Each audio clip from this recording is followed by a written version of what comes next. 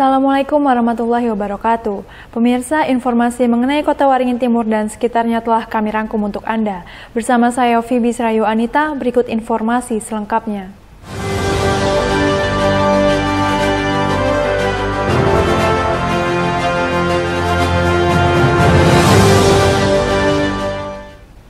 Banjir di wilayah Hulu Kabupaten Kota Waringin Timur belum juga surut. Banjir masih merendam 6 desa. Untuk itu, status tanggap darurat bencana banjir yang berakhir pada 19 September diperpanjang.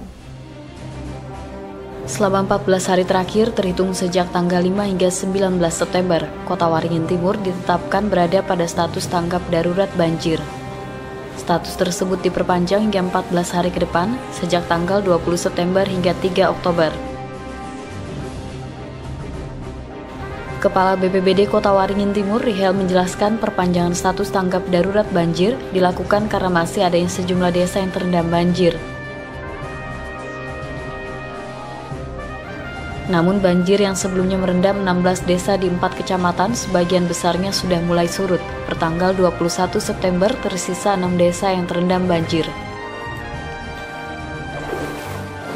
6 desa yang terendam banjir sejak 3 pekan terakhir itu yaitu Desa Bajarau, Kabuau, Menjalin, Tehan, dan Kelurahan Parenggian di Kecamatan Parenggian, serta 1 desa Hanjalipan di Kecamatan Kota Besi. Adapun kondisi banjir terparah terletak di Desa Bajarau dengan ketinggian air 50 cm, serta Desa Hanjalipan dengan ketinggian air mencapai 1 meter.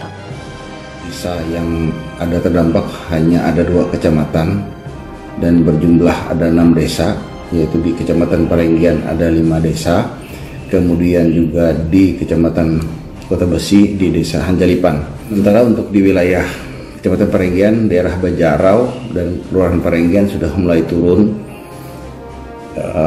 yang terendam air, tinggal sisa sekitar 24 rumah di Desa Bajarau, sementara wilayah Parenggian itu di pinggir sungai semua yang masih terendam. Kemudian di daerah Kabuau, Kecamatan Parenggian, itu ada sisa 28 rumah yang terendam dari 65 data yang telah dilaporkan. Kemudian untuk Hanjalipan, posisinya masih terendam karena memang sudah surut dari area wilayah Sungai Tualan menuju ke daerah Hanjalipan, dan di sana masih tetap terendam, ketinggian air mungkin sekitar 1 meter dari permukaan tanah. Status kita pada hari ini, kita sudah ada perpanjangan status yang kedua, yaitu dari tanggal 20 September sampai dengan 3 Oktober 2022 yang akan datang. Untuk warga yang rumahnya sudah tidak lagi terendam banjir, kini mulai membersihkan kotoran tanah yang menempel di lantai tempat tinggal mereka. Masud Badarudin, Hayat TV. Kelurahan Baamang Hilir, Kecamatan Baamang, Kota Waringin Timur konsisten dan berkomitmen menggunakan sistem aplikasi dalam melayani warga. Hal ini guna mempermudah warga mengurus surat keterangan dan menghindari percaloan. Diluncurkan pertengahan Juni lalu, aplikasi Nampa Kamangat Pahari (NKP) terus digunakan Kelurahan Baamang Hilir, Kecamatan Baamang. Aplikasi digunakan untuk pengurusan surat menyurat oleh warga. Sejak diluncurkan aplikasi tersebut, Kelurahan Baamang Hilir tidak lagi melayani pembuatan surat keterangan secara manual, kecuali untuk membuat surat pernyataan. Lurah Baamang Hilir, Laili Fauzan, menerangkan pihaknya berkomitmen untuk terus menggunakan aplikasi tersebut. Tujuannya untuk mempermudah warga sebab lebih efektif dan efisien. Karena dijalankan dengan sistem online, layanan aplikasi NKP dapat diakses setiap hari selama 24 jam penuh. Ditambah lagi, tanda tangan lurah sudah menggunakan elektronik, sehingga surat keterangan yang dibutuhkan warga dapat keluar dalam waktu cepat. Laili juga menegaskan jika penggunaan aplikasi ini merupakan salah satu upaya untuk mencegah praktik percaloan. Nah, aplikasi ini sebenarnya ada fungsinya adalah untuk mempermudah supaya warga ini lebih efektif dan lebih efisien dalam penggunaan waktu. Jadi warga itu tidak perlu datang ke kantor kelurahan lagi, cukup melalui misalnya pada saat bekerja sebagai pedagang di pasar atau di mana. Jadi tidak perlu datang ke kantor. Sampai dengan sejauh ini alhamdulillah penggunaannya setiap hari terus bertambah dan produknya juga setiap hari tetap dikeluarkan. Karena baru beberapa bulan ya, dari bulan Juni sampai dengan bulan September, terakhir pengguna hari ini itu sekitar 300 orang lebih yang sudah mendownload aplikasi dan menggunakan aplikasinya. Kemudian surat yang dikeluarkan itu hampir 200 surat keterangan yang sudah dikeluarkan. Paling banyak sih biasanya surat keterangan tidak mampu, keterangan domisili, keterangan usaha gitu. Jadi semua surat keterangan itu dilayaninya online, tidak ada lagi yang offline. Untuk percalon sudah sangat minimal ya, karena orang langsung yang berurusan melalui HP-nya masing-masing. Jadi tidak perlu ada calo dan lain sebagainya. Bahkan saya menandatangan itu 1 kali 24 jam dibuka aplikasinya. Bahkan karena tanda tangannya kan tanda tangan elektronik. Bagi warga yang kesulitan dalam menggunakan aplikasi atau tidak memiliki perangkat, pihak kelurahan telah menyiapkan petugas khusus untuk jemput bola memberikan pelayanan langsung ke rumah warga. Masud Badarudin, Hayat TV. Bimbingan teknik penyusunan perencanaan kota cerdas atau Smart City dan program unggulan di Kabupaten Kota Waringin Timur telah memasuki tahap 4 atau final.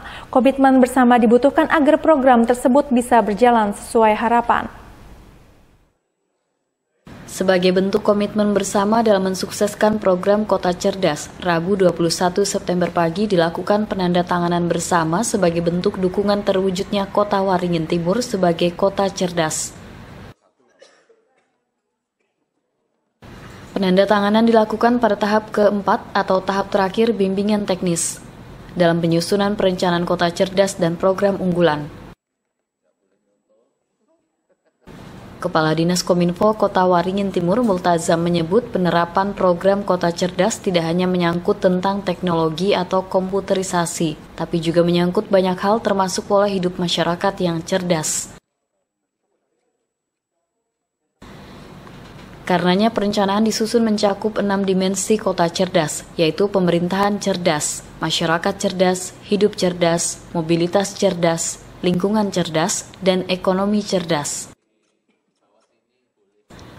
Menurut Multazam, terdapat 3 poin yang perlu menjadi komitmen bersama dalam mewujudkan program tersebut, yaitu kolaborasi, integrasi, dan berkelanjutan. Hari ini dan besok adalah pertemuan terakhir dalam rangka bimbingan teknis penyusunan master plan dan quick win.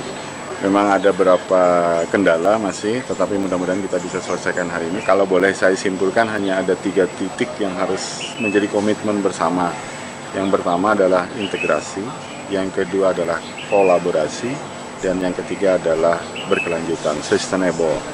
Nah, kita berharap Smart City ini bukan menjadi hanya sekedar tulisan, semangat, tetapi juga ada action plan.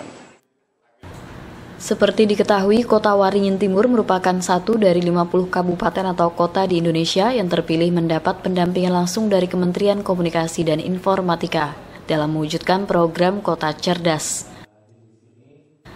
Masud Badarudin, Hayat TV.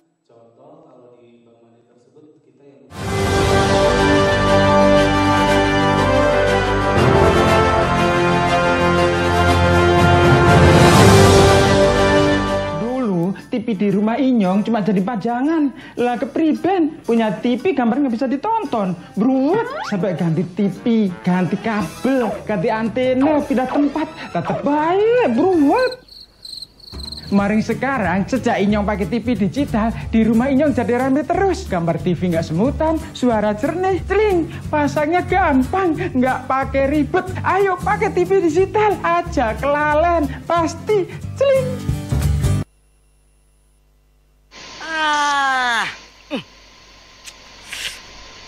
Gambarnya jangkrik.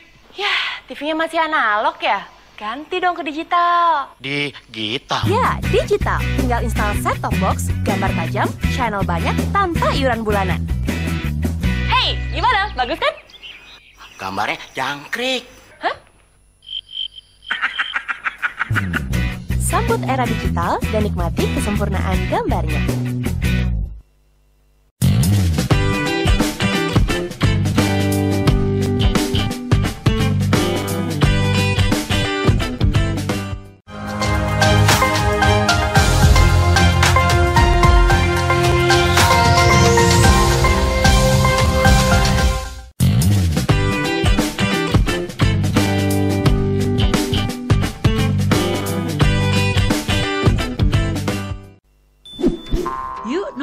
siaran televisi digital? Bagaimana ya cara menangkap siaran televisi digital? Pertama, pastikan di daerah Anda sudah ada sinyal siaran televisi digital. Kedua, gunakan antena UHF di dalam atau di luar rumah Anda. Ketiga, pastikan televisi Anda sudah dilengkapi penerima siaran digital DVB T2.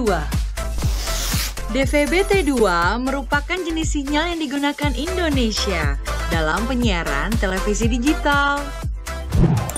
Keempat, pilih autoscan, lalu pindai televisi Anda. Bagaimana jika televisi Anda masih analog? Pasangkan set-top box, televisi Anda otomatis menangkap siaran digital. Bersih gambarnya, jernih suaranya, canggih teknologinya.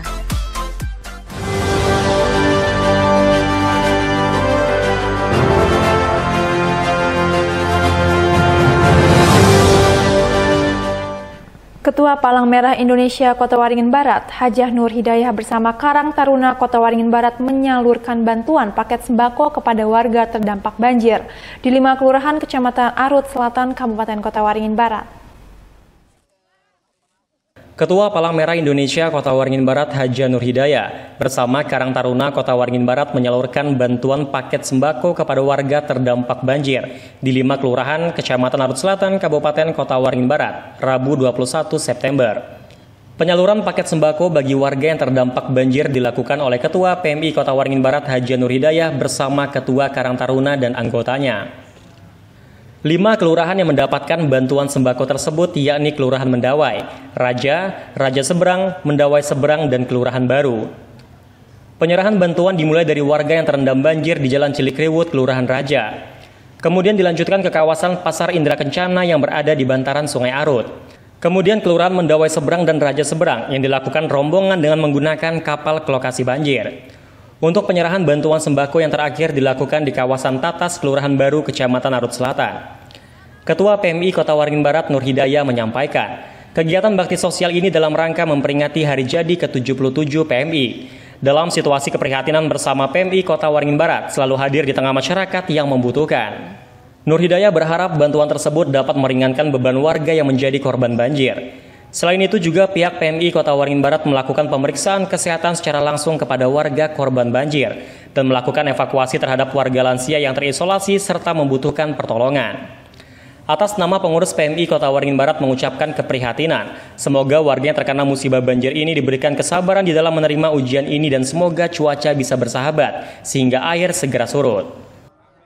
Dalam situasi keprihatinan kita bersama bahwa saat ini Kabupaten Kota Waringin Barat hampir di 4 kecamatan khususnya wilayah yang langsung berkenaan dengan sepadan sungai saat ini sedang terjadi luapan air sungai ya, karena memang curah hujan cukup tinggi. Tentunya ini berdampak kepada daerah-daerah yang rawan banjir. Terima kasih, alhamdulillah kami mengucapkan terima kasih atas bantuan, walaupun tidak seberapa tapi sangat berarti bagi kami. Semoga ada yang menyusul untuk memberi bantuan kepada kami yang terdampak. Amin. Amin. Tim Liputan SBTV. Pemirsa, masih tingginya intensitas hujan yang mengguyur Kabupaten Kobar belakangan ini membuat beberapa wilayah kabupaten dari kawasan kota hingga kawasan pedesaan terendam banjir. Masih tingginya intensitas hujan yang mengguyur Kabupaten Kobar belakangan ini membuat beberapa wilayah kabupaten dari kawasan kota hingga kawasan pedesaan terendam banjir. Kondisi banjir yang semakin parah membuat para korban perlu uluran tangan bersama untuk membantu mereka yang terdampak, salah satunya di Desa Runtuh, Kecamatan Arut Selatan. Jalan poros desa yang menuju antar RT dan juga menuju salah satu sekolah dasar juga terputus akibat terendam banjir. Sedangkan kedalaman banjir di Desa Runtuh mencapai 1,5 meter, sehingga warga yang ingin melalui jalan tersebut harus menggunakan kelotok atau perahu. Akbar Musafar selaku Sekretaris Desa Runtuh mengatakan, ada 2 RT yang terdampak banjir di RT 02 dan 03. Namun yang kondisinya cukup parah di RT 02 dikarenakan selain rumah warga terendam banjir, akses masuk menuju RT 02 juga terputus dikarenakan beberapa titik jalan terendam banjir. Selain itu ada beberapa fasilitas-fasilitas desa yang juga terendam banjir. Salah satunya Sekolah Dasar Negeri 2 runtuh, akibatnya sudah hampir sepekan ini aktivitas sekolah diliburkan. Selain akses jalan yang terputus, kondisi halaman sekolah juga masih terendam banjir. Jadi di Desa Runtuh karena saat ini ada beberapa RT yang sedang terendam banjir, ada di RT 2 dan RT 3, namun yang cukup parah ini yaitu di RT 2 karena selain rumah warga terendam banjir, untuk akses masuk juga terputus karena di beberapa titik jalan ada yang terputus karena tergenang oleh banjir. Sementara itu, Ketua RT 02 Desa Runtuh, Arsyad, meminta perhatian dari pemerintah dikarenakan warga saat ini sangat susah beraktivitas dengan keadaan jalan yang terputus akibat tergenang banjir. Mereka berharap ke depan jalan poros desa antar RT itu dapat diperbaiki agar tetap dapat dilalui ketika banjir. Selain itu, Arsyad juga menyampaikan keluhan warga RT 02 terkait dengan listrik yang sudah puluhan tahun hingga saat ini belum ada, sehingga warga meminta kepada Pemkab Kobar melalui PLN agar segera memperhatikan listrik di Desa Runtuh. Sedikit bantuan gitu untuk warga kami yang terbanjir. Pertama, akses jalan kami putus gitu ya, kalau bisa ya mohon diperbaiki supaya lancar gitu. Dan lagi ini yang kami pengen minta bantuan masalah lampu. Ya, listrik. Listrik di sini kan kami ya sudah keadaan banjir kayak gini, lampu nggak ada, belum ada masuk sampai hari ini. Jadi dimohon untuk bisa dibantu. Muhammad Iksan, SBTV. Dua raperda baru terkait perubahan APBD Kabupaten Murung Raya tahun anggaran 2022 dan pemekaran kecamatan dan pembentukan kelurahan baru telah ditandatangani oleh DPRD bersama dengan pemerintah Kabupaten Murung Raya.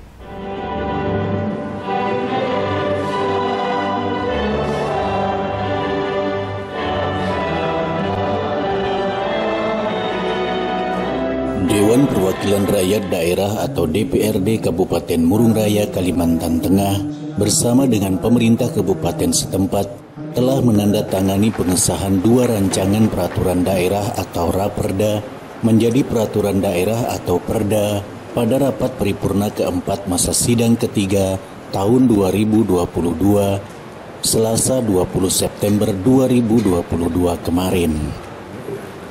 Adapun berita acara persetujuan yang ditandatangani bersama antara DPRD dengan pemerintah daerah adalah Raperda tentang perubahan APBD tahun anggaran 2022 dan berita acara terhadap penyesuaian Raperda tentang pemekaran Kecamatan Puruk Bondang dan Kelurahan Mosak. Hal ini disampaikan oleh Ketua DPRD Murung Raya, Doni SP, saat memberi keterangan pers kepada sejumlah wartawan. Dengan disahkannya Raperda tentang perubahan APBD tahun anggaran 2022 ini, Doni meminta kepada seluruh OPD di lingkup pemerintahan Murung Raya segera menyesuaikan dan menjalankan agar perubahan anggaran ini bisa segera dirasakan oleh masyarakat. Kepada OPD untuk segera mengeksekusi, terutama terkait proyek-proyek yang mengenai infrastruktur, baik itu di pendidikan, kesehatan, atau di bidang ekonomi, supaya masyarakat bisa merasakan efek dengan cepat. Perekonomian tumbuh, masyarakat juga ada kegiatan dengan APBD yang kita sahkan ini, terutama APBD perubahan ini. Hal senada juga disampaikan oleh Wakil Ketua 2 DPRD Murung Raya, Rahmanto Muhyiddin, di ruang kerjanya seusai mengikuti kegiatan rapat paripurna. Pengesahan Raperda APBD perubahan menjadi Perda biasa dilakukan setiap tahun guna menyesuaikan program prioritas yang menjadi arahan pemerintah pusat.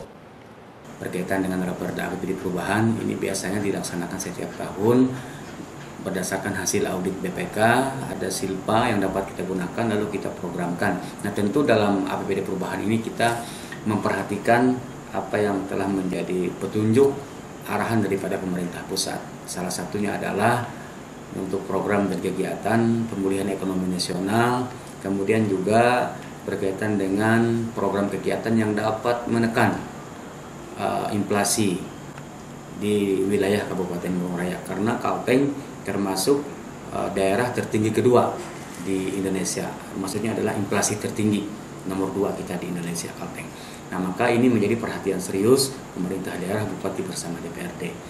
Terkait pemekaran Kecamatan Puruk Bondang dan Kelurahan Mosak, politisi Partai Kebangkitan Bangsa Kabupaten Murung Raya ini juga menyampaikan jika pemekaran wilayah ini merupakan suatu keharusan dalam rangka mendekatkan pelayanan kepada masyarakat dan mempercepat pertumbuhan ekonomi serta pembangunan wilayah sekitar, baik di bidang pendidikan, bidang kesehatan, dan bidang sosial masyarakat.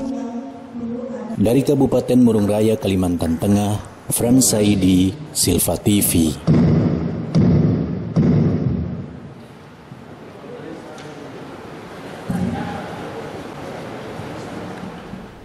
Pemirsa, demikian informasi tadi sekaligus menutup jumpa kita pada kali ini. Saya Fibis Rayuanita mewakili kru yang bertugas mohon undur diri. Terima kasih dan sampai jumpa. Wassalamualaikum warahmatullahi wabarakatuh.